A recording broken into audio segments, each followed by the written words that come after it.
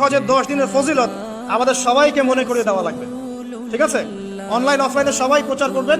এই 10 দিন নেক আমলের জন্য একটা উৎসবের উপহার আল্লাহর পক্ষ থেকে। এই 10টা দিন যেন আমরা আল্লাহর পক্ষ থেকে এই উপহারকে কাজে লাগাই, বেশি বেশি নেক আমল করি, পরকালকে গুছিয়ে নেই।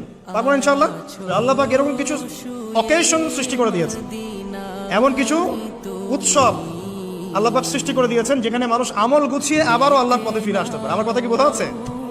ঠিক এরকমই একটা উৎসব হচ্ছে, একটা অকেশন হচ্ছে আমলের উৎসব, সেটা হলো এই জিলহজ মাসের প্রথম 10 দিন।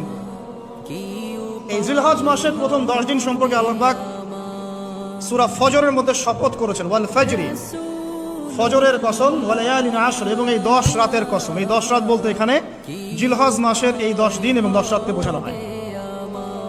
এর ফজিলত সম্পর্কে নবী সাল্লাল্লাহু আলাইহি ওয়াসাল্লাম একটা হাদিসে বলছেন, সহিহ বুখারী হাদিস, আনাস রাদিয়াল্লাহু আনহু ইবনে আব্বাস রাদিয়াল্লাহু আনহুমা থেকে বর্ণিত, নবী করিম সাল্লাল্লাহু আলাইহি ওয়াসাল্লাম বলেছেন যে মা মিন আইয়ামিন আমালু সালিহু ফীহিন্না আহাব্বু ইলাল্লাহ মিন হাযিহিল আইয়ামিল আশরা।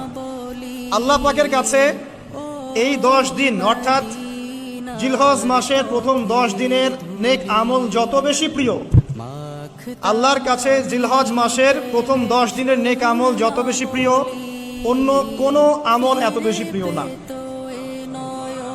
অন্য কোন আমল, এটা বুঝতে গিয়ে সাহাবায়ে কেরাম প্রশ্ন করছেন, ক্বালু, তারা বলছেন, ইয়া রাসূলুল্লাহ, হে আল্লাহর রাসূল, বলুন সাল্লাল্লাহু আলাইহি ওয়াসাল্লাম, ওয়ালাল জিহাদু ফি সাবিলিল্লাহ, আল্লাহর পথের জিহাদও কি নয়? আমরা তো জানি ইসলামের সর্বোচ্চ চূড়া হচ্ছে আল্লাহর পথের জিহাদ।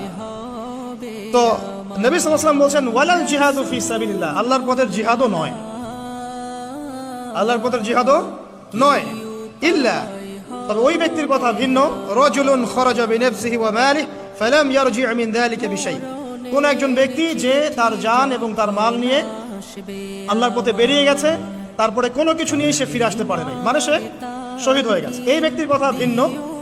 কিন্তু অন্য যে কোনো দিনের আমলের চাইতে এই 10 দিনের নেক আমল আল্লাহর কাছে সবচেয়ে বেশি প্রিয়। তাহলে আমরা বুঝতে পারলাম, আমরা যে 10 দিনে এখন বসবাস করছি, জিলহজ মাসের আজকে কয় তারিখ?